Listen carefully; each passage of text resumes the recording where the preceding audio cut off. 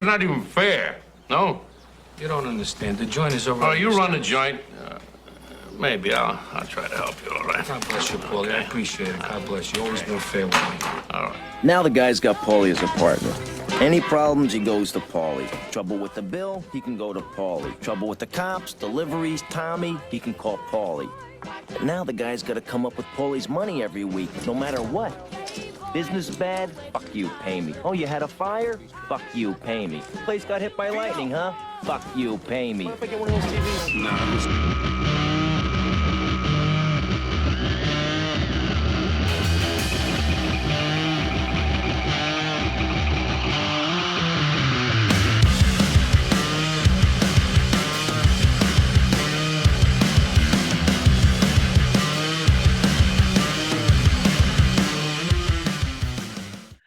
First of all, how dare you?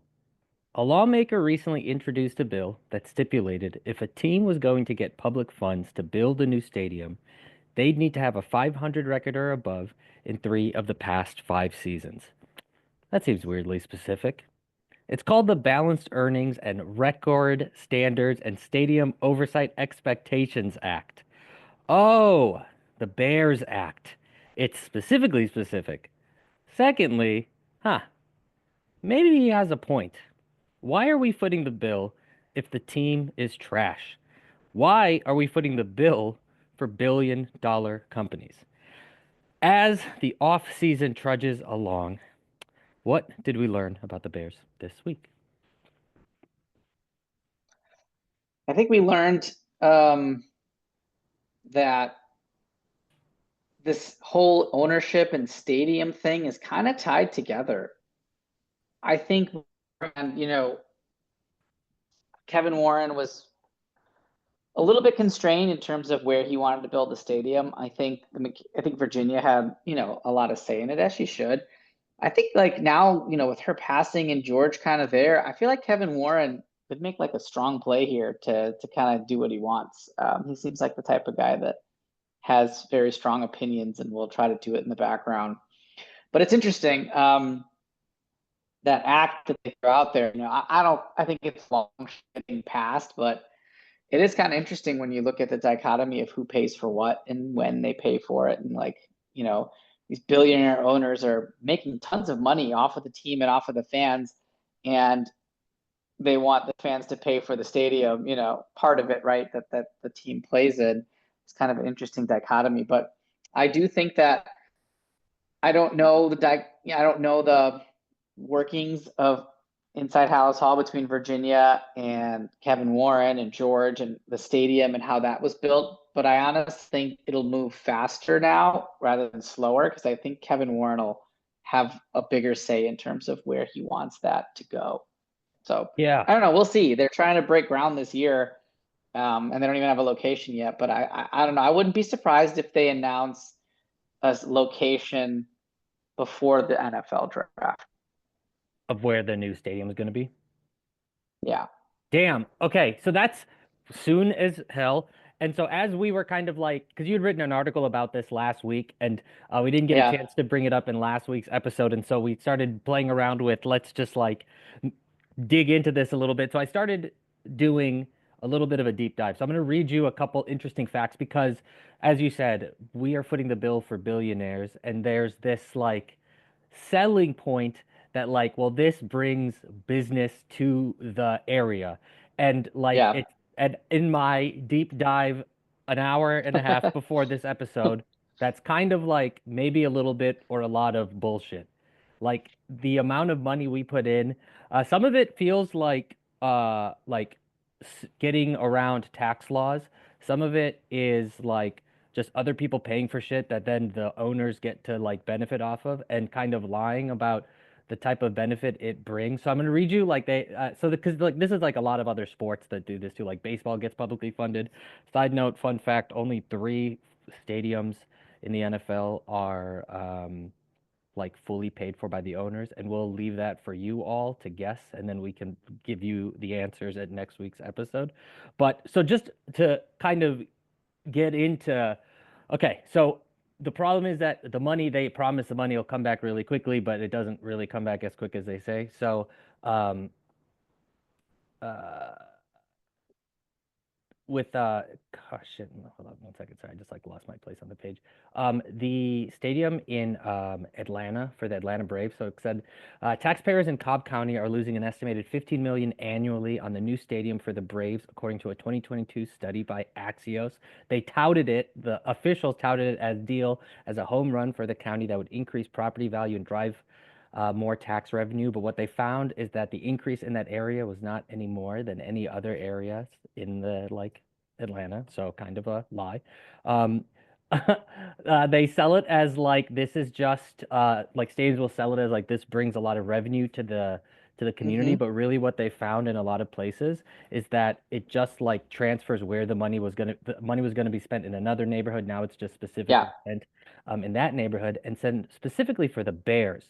So in 2002, and this is from a CNBC article, in 2002, Soldier Field, the Chicago Bears home, needed upgrades. It was built in 1924. The renovations cost $587 million. The Bears shipped in $200 million. The city of Chicago financed $387 million through municipal bonds that were levied by tourism tax in Chicago.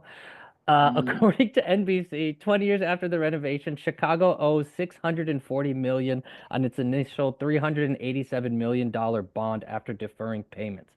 So, like, it just seems like just rich organizations um being a little sneaky in getting us to pay. Now, you brought up a very interesting point in your article, which is if they win, maybe people don't give a fuck. But when you lose, that's when people are like, yo, or like this is now Yeah. Yeah. because This ain't worth it, man. yeah, it's like if you're gonna win, man, take my money, whatever. But if you're not even gonna try, it's definitely like it's so crazy, dude. I was I think this is things people have probably wondered and Yeah. asked, like, why are we paying for this shit? But like, Well, that's part of what the act says, right? It says you have to have a 500 record in at least 3 out of the last 5 regular seasons to be eligible for some kind of like public funding. And so it's basically saying if you're not winning, don't come asking us for money because we ain't paying for like losing garbage, right?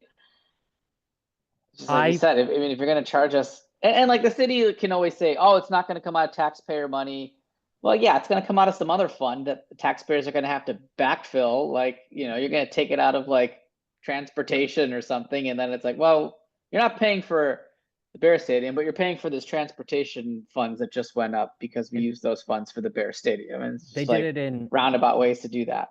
I think they said Vegas and Chicago, they did it through a tourism tax, so it just gets taxed Yep. into like some other built into some other Yeah. thing that the money gets. And but this Chicago thing, they owe more than they fucking paid for, Because they dude. had to defer they deferred the payments and the interest rates are sky high for lakefront property value. And so yeah, that's not a great deal. And you can see why the city is hesitant to play this game again with the Chicago Bears.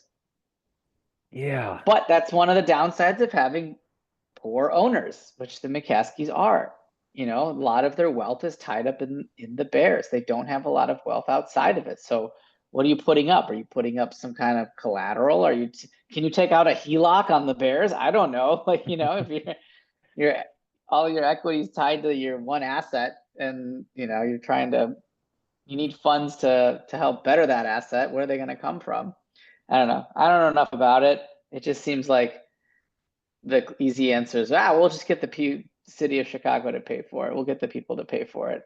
Well, this is kind of what I find. Sports is always such like this like complicated mix, man. It's like there's the sport, which is fun, but then there's Yeah. like all these other, does sports actually care about their players? What are the morals of an organization? What do they believe? Where are they getting money from? I might have said this either there was like a 2 year window where I just like stopped watching football because there was like these like players were like abusing their spouses and were kind of getting suspended and not really Yeah. getting suspended. And then I think around the same time Tom Brady, there was some deflate gate shit and they got in more trouble. It was just all like the sports is yeah, it's like it's that it's this big industry that is sort of amoral in many ways and really their like primary god is the dollar, but it's also like this product that means so much and the reason people care so much. It's like but it's this giant business that's going to do business things, but you also like love the thing that they're doing the business in. And so it's like you as a fan, you just at times it's like they just fucking just ignore this shit. Just like I just want to watch some football, dude.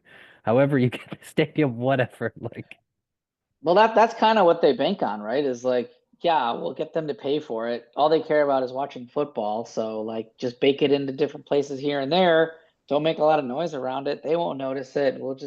It'll be football season before you know it, and then nobody will really care and they'll just be excited to have a stadium and go watch their team play.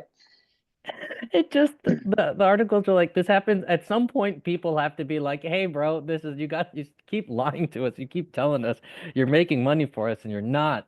Like this, this podcast is about to turn into, hey, don't give the Bears money to build a new stadium, but I still want the Bears to win in football podcast. Yeah. Yeah. I mean, isn't that the most American thing ever though? Like, like I want our country to do well, but I don't want to pay taxes. And it's like, okay, well, that's how the country does well, right? Like you got to put money into it in order for it to have things. It's Now we're getting deep. Now we're getting yeah, it's a wild history, man. It's very the money of sports is kind of its own thing, which is yeah, just an interesting, they've and people will. That's kind of at the end of it. Like if you can bring people that level of deep joy from this, Mhm.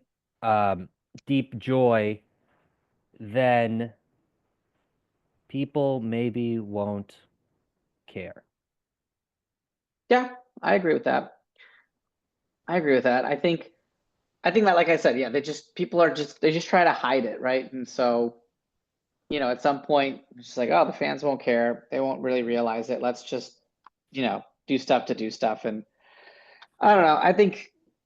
I mean, I'm excited about it, obviously, and I want to see where the Bears end up. And they're due for a stadium, you know, renovation or a new stadium, whatever you want to call it. It's just like the ownership group is just limits what they can do, and how big they want to do it. So I have no doubts that the city of Chicago will end up paying for some of this. They try to play hardball, but they don't want the Bears to move to Arlington Heights. Yeah. There's no way. You don't want to be the mayor or the leadership group that lets the Chicago Bears leave Chicago. That's terrible. It's like you sort of have to they probably are like, well, we kind of have to pay this money. We have to Mhm. agree. They're like held kind of by the balls in many ways. Like, damn, as I think about that, that's kind of a wild move. It's like, hey, look, man, we're getting the fuck out of here if you don't give us what we want. Mhm. That's Yeah. that's some gangster shit, dude. Yeah. Yeah. But, I guess as far as the Bears themselves go, it hasn't, it's been kind of slow. They're slowly filling out some assistants here and there, but I think everybody's getting ready for the combine where they're going to have like all the draft prospects, and then you're going to get like endless and endless and endless amounts of mock drafts that come up, before the date itself. So, it's kind of slow right now, until, the combine comes and goes, and then we'll kind of get an idea of who did well, where the Bears are going to do. It looks like Ian Cunningham once again flirting with the Jaguars, and it sounds like he's going to get this Jaguars job. So the Bears will get an extra third-round pick in this year's draft and an extra third-round pick in next year's draft. And so now people are saying the Bears have some extra ammunition if they wanted to trade back into the first round, because it's supposed to be a very top-heavy draft class, where I've read that like people have first-round grades on like 12 to 15 players, and then it kind of drops off after that. And the Bears are picking at 10, so they're picking, they'll still have a chance to get one of these blue chip players. But if one of them slides, to like 20, 21, 22, maybe they want to trade back up, to address, additional players. They have some ammunition if they get those extra third round picks. Yeah. Yeah. Interesting. Yeah, it's funny actually. Like this is what happens when things get quiet. People start to dig into your finance. It's true. Yeah. Yeah. Now we're just like a little bored. Let's check out this Bears tax. It's Man, actually I called think Bears tax, man. That's yeah, wild. it's wild, dude. I mean, it's I find it so interesting, man. Just to think about the story, it doesn't really change anything. These like sort of, you kind of know that they're billion-dollar companies and taking people's money and shit. But interesting Yeah. to add to the sort of larger context. Um, uh, where? Okay, so it sounds like they're probably not leaving Chicago. I don't think so. Yeah, it doesn't even. I mean, they did buy that Arlington Heights property and then bulldoze it. Maybe they'll set up like a, I don't know, like a Bears like convention thing up there or something, do something like that. I don't know, but I don't see them building a stadium there. It's just, I don't think they're going to leave Chicago. Quite a good tactic, thinking about trying to leverage people, like Hmm. push people in different directions. It's like, yeah, it's cool to, keep saying it. It's cool to just kind of watch all of these like moves and maneuvers and manipulations and all of that stuff kind of happen all at the same time. Yeah. It's really a trip. Has anything, it's funny. I was Googling I've been Googling the Bears every day, like I do in between each episode, and it really has been an Ian Cunningham Yeah. centric week. Uh yeah. Yeah, I mean that'd be nice to have those extra picks. That'll be cool to see. I mean, anything changed in your feelings about Myles Garrett, Micah Parsons, who you think we should go? Are you still kind of consistent with all that? I'm still kind of consistent with, I think they should just keep their draft capital and build, but I guess I wouldn't have it. I don't want them to give up draft capital. I don't mind paying, I guess, because they have their quarterback on a rookie deal, and this is where you overspend on some free agents because you're not paying Caleb Williams anything, so you have that luxury.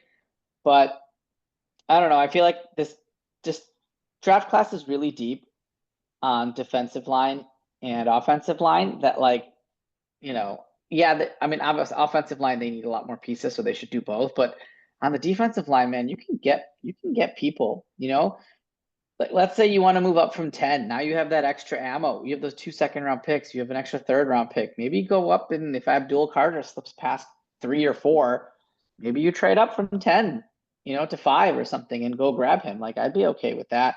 So I don't know. I'd rather have some of that ammunition to see what happens. But look, if Bears trade for Myles Garrett or Micah Parsons, I'll be the first one to be like, hell yeah, let's do Yeah. it. Yeah. But right now, it just doesn't seem like they need to, Yeah. do all that, because that's a lot of money they tied up into the defense. They already have they're already spending more on the defense than the offense anyway. And with Ben Johnson coming in, they probably want to add some new toys. They need to add sign a guard, a center, another guard, right? Even if they draft some of these guys, they still want to have veterans up front. So they're going to need to save some money for that too. Yeah. Yeah, it's interesting. Yeah, I mean, nice. There's still, it's just, nice to know that there's a lot of directions that Mhm. they can go, and that's a sort of hopeful feeling, positive feeling, and continues to be Yeah, nice to free know. agency starts in a couple weeks anyway, March 10th, I think. So they'll have, we'll see what happens. Last year, Poles' big free agent on the first day was DeAndre Swift, who I don't know, may get traded. I don't know if he'll be on the team next year, but I'm hoping that, obviously they're going to try to go after Trey Smith, but everybody's going to try to go after Trey Smith, and like Yeah. the Commanders and the Patriots, they all have cap space and young quarterback to protect as well. So it's, going to be a bidding Yeah. match for that guy.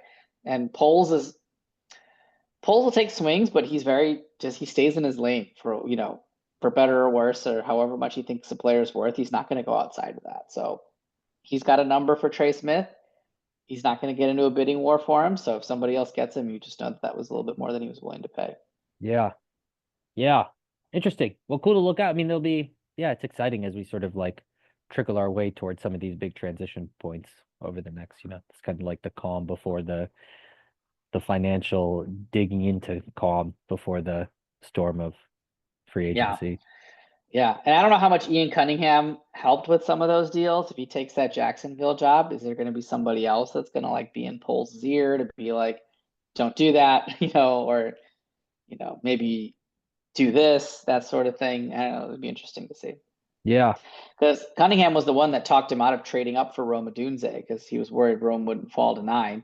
And rumor has it that Poles also liked Rome more than Neighbors. And so if Neighbors and Rome were both there at 9, he still would have taken Rome, which, after 1 year, you kind of say like, well, that would have been a mistake. But, you don't know. I don't know how much sway Cunningham has with polls. It seems like a lot. I think he trusts that guy. So is Yeah. Ben that guy? Now that a little bit he leans on because he trusts Ben's offensive mind to be like, hey, which player would fit better in your scheme?